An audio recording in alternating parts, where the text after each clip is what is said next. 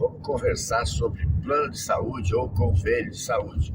O que é o plano de saúde? Aqueles convênios que você tem, tipo Unimed, Amil, Golden Cross, Sul América, Saúde Bradesco, que você tem para ter direito a consultar com o médico que você queira, e direito à internação com as despesas cobertas 100%, ou até planos com participação, onde você paga parte dos gastos que você tem, que você imprime usando os serviços para o convênio pagar parte, o convênio paga parte que você paga. Existem esses planos também. Mas será que é bom ou não ter plano de saúde? O que eu quero conversar com você é que você, ao ter plano de saúde, você pode cair numa armadilha, que são a armadilha dos encaminhamentos e dos exames. Por que isso que eu estou falando? Porque geralmente os convênios remuneram muito mal o valor da consulta, por isso as consultas são embarreiradas, são difíceis, são demoradas, atrasadas e são muito curtas as consultas. Geralmente é uma queixa muito constante entre os pacientes, parece que os médicos no convênio não me ouvem, porque o valor da consulta é muito baixo e acaba levando os médicos a praticarem outro modelo de medicina. Não o modelo de medicina de entender o sofrimento das pessoas e passar a orientar, a dar devolutivas no sentido de melhorar realmente a vida dos pacientes. E logo é percebido pelo médico que o que é mais lucrativo do que o plano privilegia melhor o rendimento, a remuneração, é com os exames complementares. Então, seguidamente, o médico é levado a ter mais máquinas de exames no consultório, a ouvir brevemente o paciente e falar, temos que fazer alguns exames para a gente descobrir o que é isso. E quase que inevitavelmente os exames vêm, a maioria das vezes, dentro dos valores de referência. Os exames, ou seja, são normais. E daí o médico pode dizer, olha, deu tudo normal aqui nos meus exames, não é comigo, quem sabe você vai nesse outro especialista.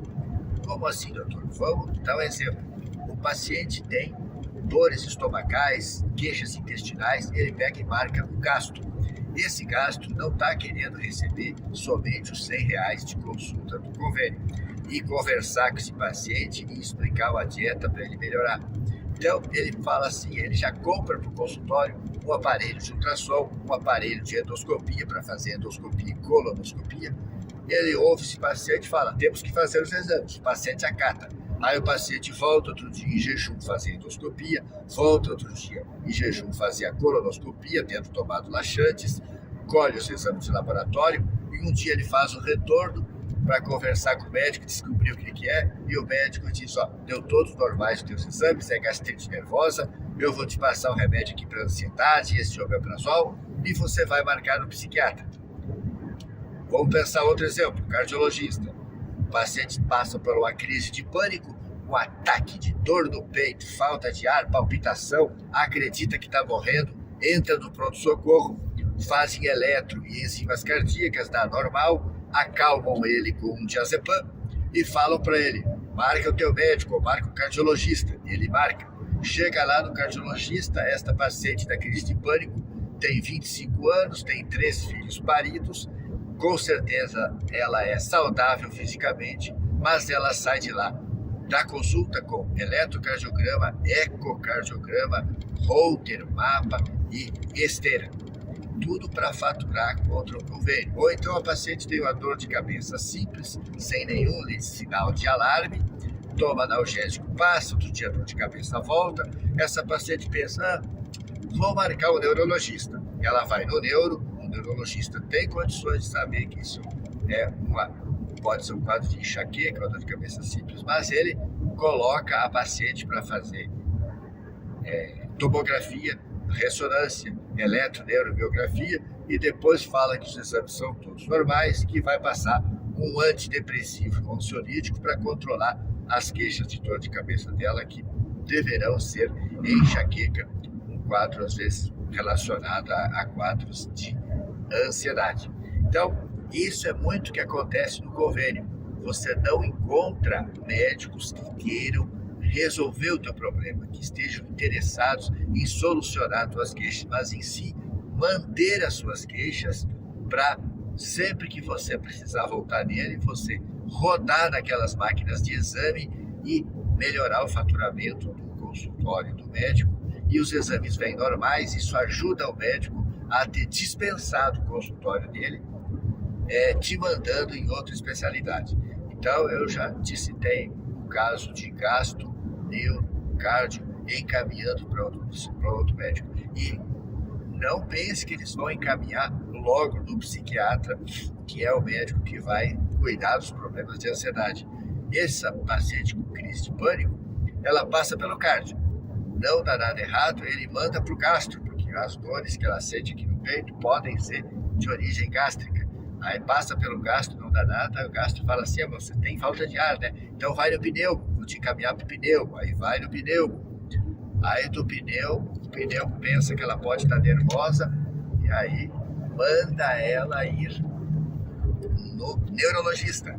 Então, não é incomum os pacientes terem passado em 3, 4, 6, 10 especialistas antes de chegarem no psiquiatra. E aí o que acontece? Especialidades médicas que são eminentemente clínicas, que não dependem de exames complementares para fazer diagnóstico, não dependem de máquinas para fazer tratamento, vide geriatra e psiquiatra. Geralmente você não encontra no convênio de saúde, por quê? Esses médicos não têm máquinas para melhorar o faturamento do consultório. Então eles precisam ter um consultório mais enxuto e atender consultas particulares que remuneram melhor e não precisa de nossa, o PECA tá vazio. Não precisa de exames complementares. Aí, tendo clientes particulares, remunerando melhor as consultas, eles podem dedicar uma consulta melhor, mais extensa, com mais orientações, no sentido de tentar resolver de verdade os problemas de saúde, afastar as causas das doenças e não simplesmente dar remédio sintomático e solicitar exames para ver os exames normais e dispensar o paciente, mandar ir para outra especialidade. Mas o convênio de saúde pode ter uma coisa boa, que eu acredito que é o aspecto que talvez valha a pena você decidir ter um plano de saúde. É quando você vai precisar de internação. As internações são muito dispendiosas, muito caras e pegam você precisa de internação justamente quando você está doente e você não tem condições de produzir. Então, é melhor você ter o convênio pensando para, se for preciso um dia você internar, você conta com uma internação, entre aspas, gratuita. Você não vai precisar aportar dinheiro nesse momento de doença tua. Mas também tem os seus contras. Já aconteceu para mim de ir ao hospital ver uma amiga que me falou que tinha tido uma dor de barriga de madrugada, entrou no hospital, foi vista pelo médico de plantão, foi vista pelo médico cirurgião que foi chamado, e ela só tinha um ultrassom com um discreto líquido livre no fundo de saco da pelve, que é uma coisa que é normal para a paciente mulher. E esse colega falou que ela tinha que operar porque ela tinha um cisto de ovário roto. Mas eu não tenho ela muito à vontade, eu a examinei e conversei francamente com ela que ela não precisava operar, que ela podia pedir alta. Ela fez isso, deu a desculpa que tinha falado com a ginecologista dela, que iria na médica quis operar. O colega ficou bravo, deu alta, passou lá o anti-inflamatório para dor. Isso já se passou 4 anos e a paciente não operou nada. Ou seja, o que ela tinha?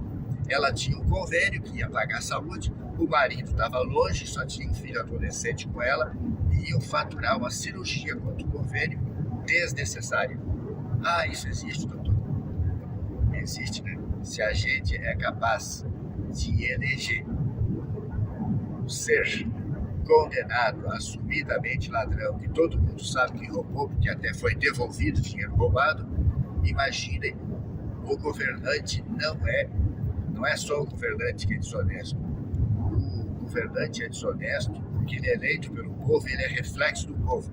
Se for capaz de eleger o desonesto para gerir esse país, é porque a gente tem muita gente com transtorno de personalidade antissocial, que é capaz de fazer tudo contra os outros para se beneficiar. Isso sim existe. Muita gente. Então, acredite nisso. Desvirtuei o assunto aqui, nós estávamos falando sobre plano de saúde. E outro aspecto que existe no plano de saúde é que eles fazem você acreditar que você precisa consultar com os médicos conveniados deles. Não precisa. Você pode escolher teu médico, você tem direito de escolher o teu médico e de exigir o reembolso médico. Principalmente quando eles não têm médico da especialidade que você precisa na tua cidade. Você pode consultar, você apanha o recibo e o atestado de presença na consulta e exige contra o convênio a devolução, o pagamento, o reembolso do valor que você pagou. Às vezes você tem no teu contrato estipulado qual o valor que eles vão pagar para o médico especialista que não tenha no convênio. Daí você tem que apresentar recibo desse valor para ser remunerado. Mas, quando não tem esse valor estipulado, ele tem que pagar o valor integral da consulta. Lógico que a gente conversa com o paciente, quando ele traz o contrato e vê que tem estipulado o valor lá, a gente faz os recibos naquele valor para o paciente poder acabar recebendo o valor real que ele pagou de maneira escalonada. Então, mas a gente sabe também, pelo que os pacientes nos contam, que o convênio de saúde, chegando lá, ele tenta embarrear, ele tenta negar o pagamento, falar que ele tinha um médico em outra cidade para mandar, que eles pagariam a passagem, mas você não precisa necessariamente sair da tua cidade, mesmo com as passagens pagas pelo convênio, porque isso acaba dando mais despesas para eles e você despende mais tempo. E o ideal é você ter o médico na tua cidade, perto de você. Então você pode sim escolher teu médico. Quando tiver a negativa deles em reembolsar o valor, é só você fazer contato com a ANS, Agência Nacional de Saúde, fazer uma denúncia via e-mail ou via central telefônica, que ao serem notificados, a ANS, ao notificar o convênio deposita para você o valor das consultas. Bom, espero que eu tenha ajudado com esse tema sobre o convênio. Lembre-se, pode ser bom para casos de internação, mas também você tem que ficar atento de olhar a seriedade de quem está conduzindo o caso na internação, para não ficar indicando os procedimentos desnecessários, assim até como cirurgias, eu contei para vocês. E também, quanto a ambulatório, consultório, o convênio não é bom, porque você fica direcionado a ter que consultar com os médicos da rede conveniada, que são médicos geralmente que estão de olho apenas em fazer exames para melhorar o faturamento do consultório, sem resolver de verdade o teu problema de saúde. Nesse aspecto, para consultório, para rede ambulatorial, é melhor você escolher o teu médico de tua preferência, para que você tenha uma melhor assistência, uma assistência de verdade, de alguém que possa, com a remuneração melhor, despender mais tempo para você, para te ouvir, entender os teus problemas e te dar a devolutiva com orientações no sentido de modificar a tua vida para melhor. Tá bom? Se você achou importante esse conteúdo, por favor, comenta, dá a tua opinião aqui na área de comentários abaixo e mete o dedão, clica em gostei, curte e envia para as pessoas que você possa ajudar com esse conhecimento. Muito obrigado e até a próxima.